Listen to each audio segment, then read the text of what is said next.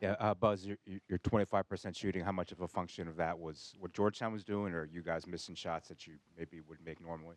Yeah, I will always give credit to the opponent in every possible way. I thought they were physical from start to finish. We didn't handle their physicality very well. Uh, 42% of our shots were in the charge circle, and we made 33% of them. And so we have to finish at a higher rate, regardless of the shot, but particularly when you're that close to the rim. We got fouled at a high rate, which was encouraging. We did a good job making free throws, but categorically, the rest of our shot diet was good. Um, but other than free throws, we just didn't shoot them at a high percentage. And so Georgetown can play at all times defense except when we're shooting free throws. So I'll give them credit. And their 30 points in the paint, emphasis on that, to not let them touch the paint, or kind of how were they able to Yeah, in many respects, um, we got to the paint and didn't finish. They got to the paint sometimes in a different way, whether it was off the pass or off the bounce. But we got to the paint or to the charge circle, shots attempted in the charge circle 42% of the time, and they were 49% of the time, which is too high of a percentage. Too high of a percentage. Hey, Coach. Yesterday you mentioned defending without fouling. You opened the game with 3 fouls to begin the game. Can you just give your thoughts on the opener? Yeah, I don't know exactly why that was stirring in my heart as much as it was. I mentioned it to our team on um, Thursday. Can we play to get fouled? Because I think that's going to be important relative to our roster makeup. Um, and then can we defend without fouling? We always, like all coaches, we want to make more than they attempt. We made 30 free throws. Statistically speaking, if that's the only stat you knew, you would think that it would be a really close game, if not a win. 50% of our points came from the free throw line. So we do need to get fouled, but we have to defend without fouling. And to your question, to start the game, it's 11-2, timeout Maryland. Change the players to start the second half, and it's 2-10, Georgetown again. So in those two 8-minute segments, or two 4-minute segments, the game was 21-2 Hoyas. And so we fouled too much, and we didn't get fouled.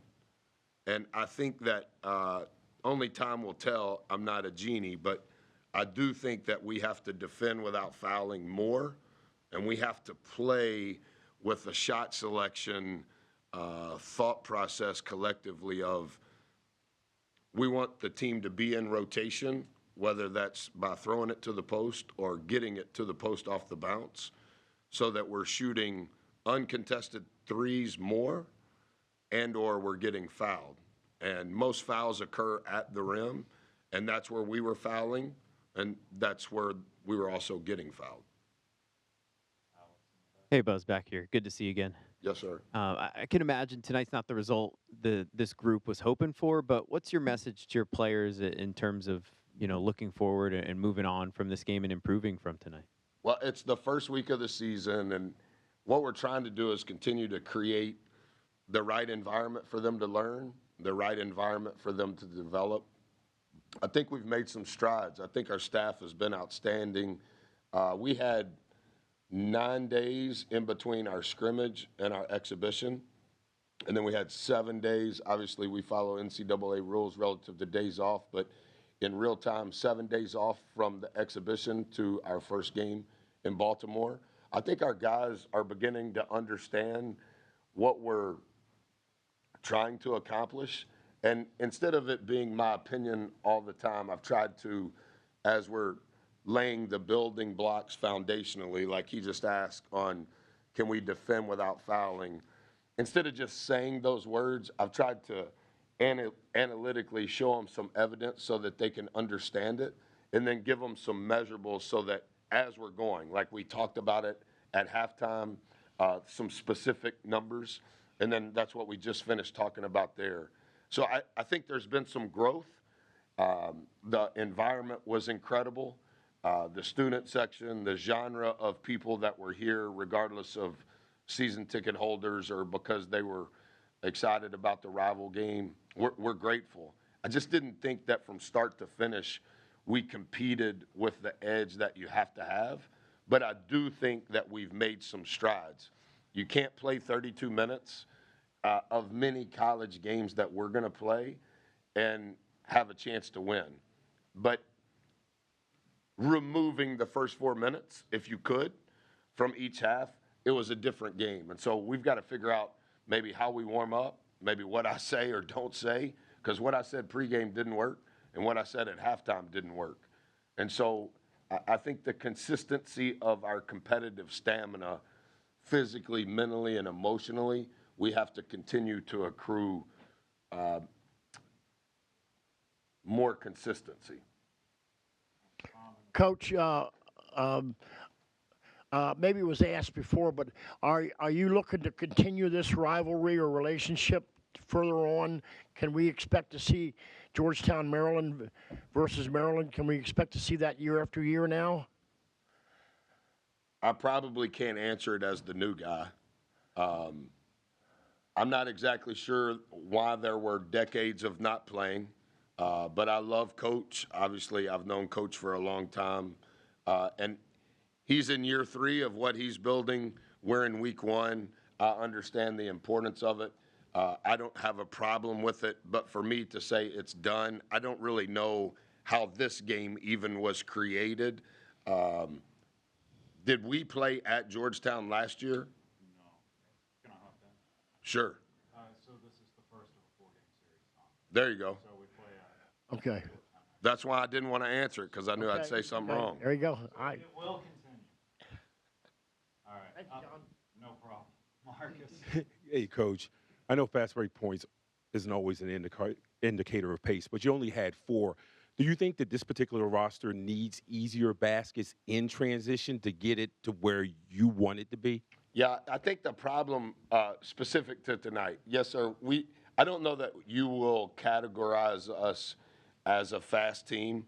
I think tonight our transition volume rate was in the mid-20s. We're probably a low 30 team in truth. Our problem tonight was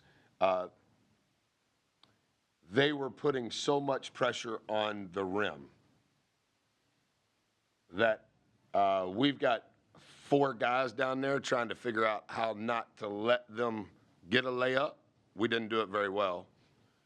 And so that is going to slow your pace going the other way.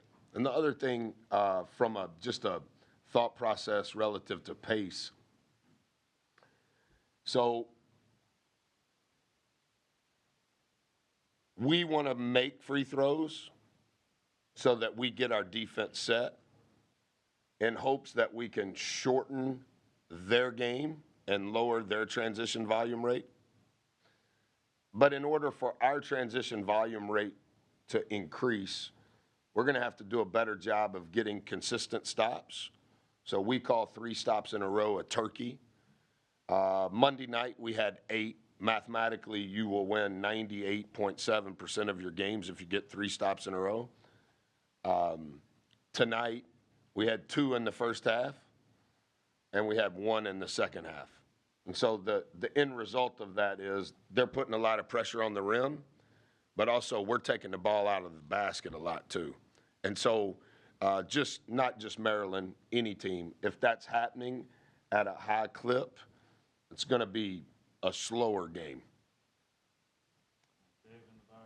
Buzz, the comeback 26-13 run you guys went on in the second half, what do you feel keyed that, and how encouraging was it to see that when things were bad? I thought I understand that we will be judged in accordance with the results, and I understand the importance of every home game and the success that Maryland has had. And I also understand the importance of the rivalry and the history of that rivalry.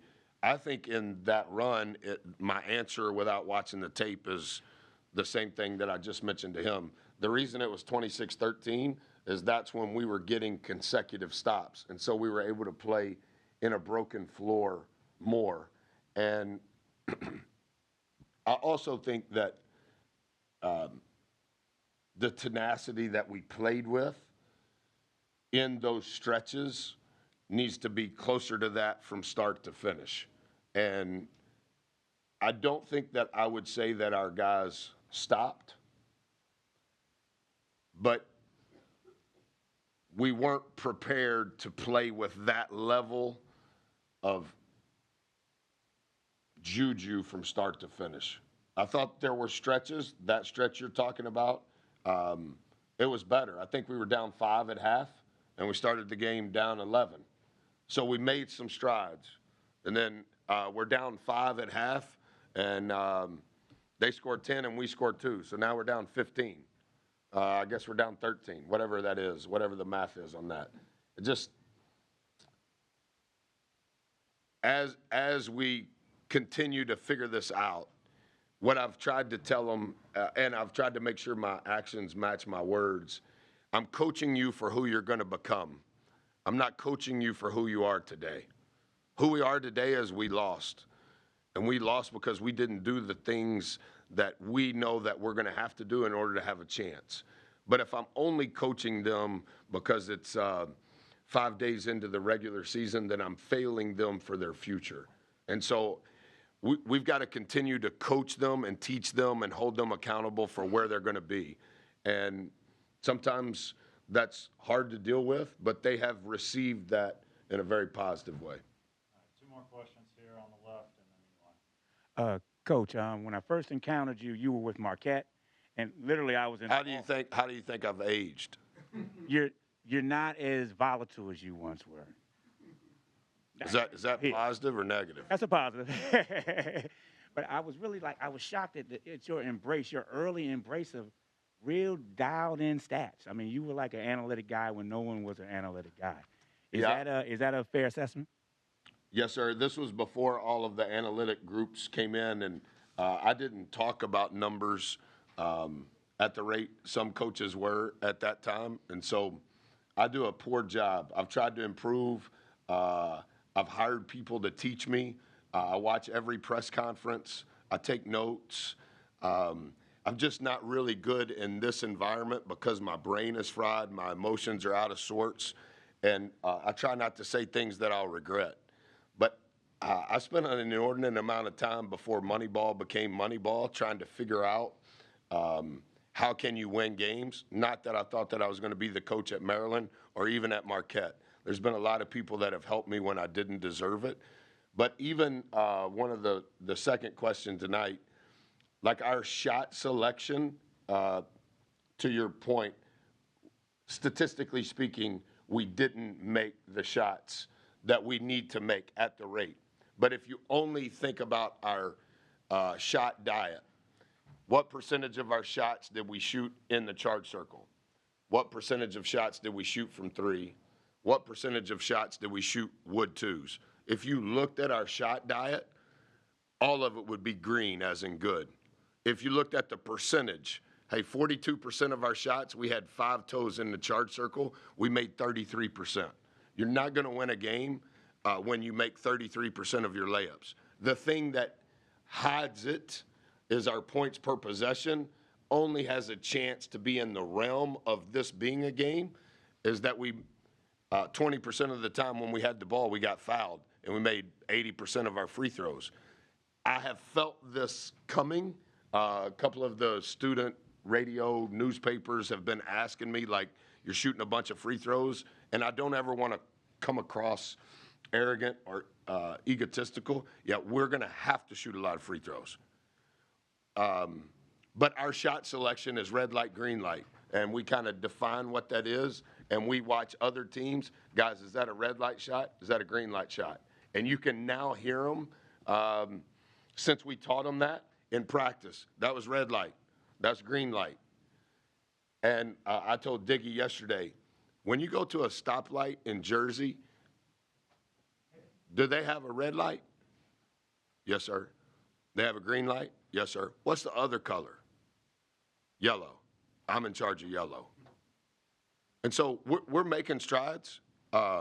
We've just got, after week 1, I think we we're trying to solve problems at a fast rate. And we have solved some problems. But the problem with the problem is we have a litany of problems. Last one to Eli on the right. Hey, Buzz, Eli Cohen, Inside Maryland Sports.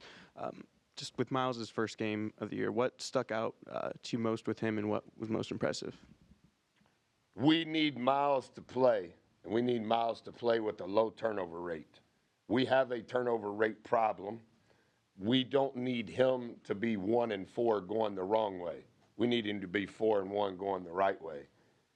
To his credit, he has missed significant reps of practice, but I do think his IQ is high, and I do think that his speed changes our team, whether we're trying to play fast or not. But offensively,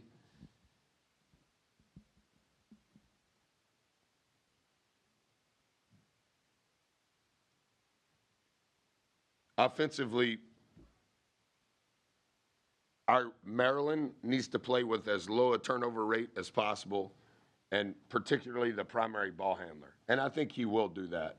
And I'm glad that he's healthy, and we need consecutive weeks of our team being healthy so that we can play 5-on-5 in practice, so that there can develop some level of yin and yang from an offensive and defensive standpoint.